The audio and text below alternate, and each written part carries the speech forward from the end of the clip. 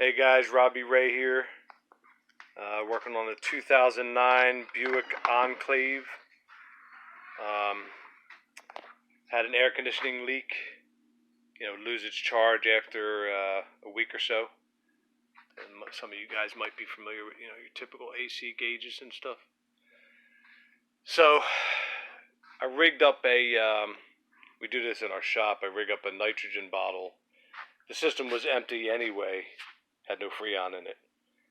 And if you rig up a nitrogen bottle to your gauges, you gotta be careful on your low pressure gauge though, because sometimes you gotta put 150 psi or so in it. Your low gauge might not go that high.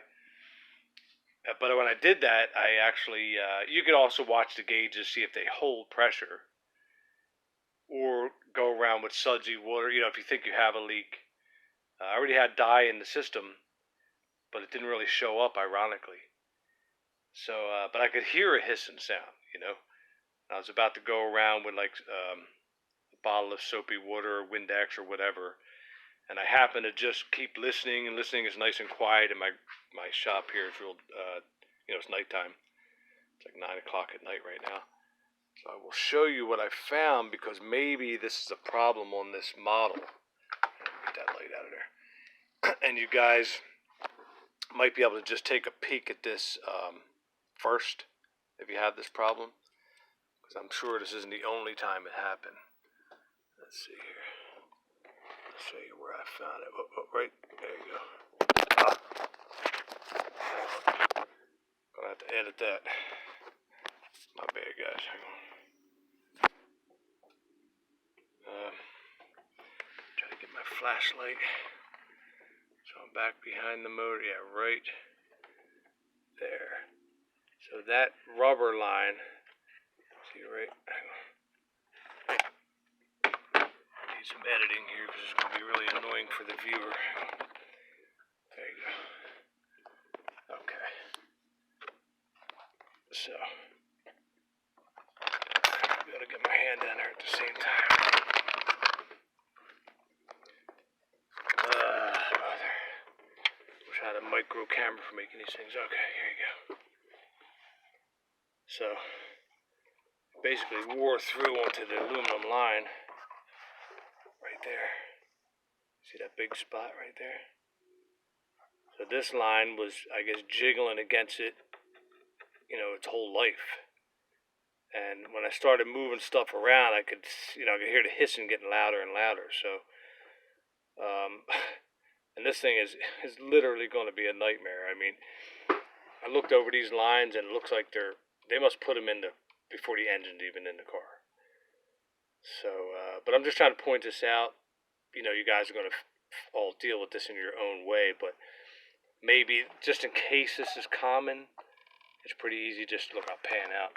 Let's see, I'll show you where it is. You could just reach back there and just take a peek. So this is the engine bay. Okay, hang on. There's the engine bay. So it's right behind the motor, close to the firewall. Let me get the light back in there. And straight on back, you'll see the rubber line right here. So like I said, if your fitting happens to be leaning on that like that one was, it wore all the way through it. I'm just trying to get my friend here, just trying to get him by for maybe the rest of the summer. So I'm going to try this. I don't know if it's going to work, but I think it's on the low pressure side. So I'm going to take a piece of split rubber, a piece of hose like that, split. I'm going to put it over it, and then, with the seam not near the bad spot, of course, and then put a hose clamp on it and see if I can get away with it. It's got to be better than it is now, or at least maybe it'll slow it down enough to where we can just throw a little more charge in it. We only got a couple more weeks of summer up here in the Northeast. So I hope that helps some of you guys. Signing off for now. Take care. Alright guys, wanted to give a final view of the repair we made on this. You see down there? Try to use this pointer, hose clamp, and a a piece of rubber tube. We vacuum tested it first to make sure it would hold vacuum, and put the necessary amount of Freon in, and it's running good so far. So, we'll see how long it lasts. That line goes all the way to the back of this truck in one piece because it has rear air conditioning. So I don't even want to think about what it would take to do that. So we're going to go with it. This one holds up. We're not going to go digging where we don't need to go digging. So hopefully this helps somebody out if you have that problem.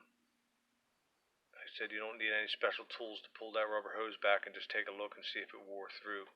In fact, it looks like, I didn't mention it, but this little collar right here that rubbed through on the rubber hose, it looks like it was there to prevent the rubber hose from getting rubbed through.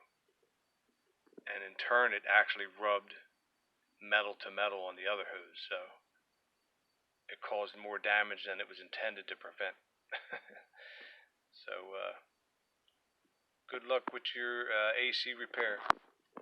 Catch you later.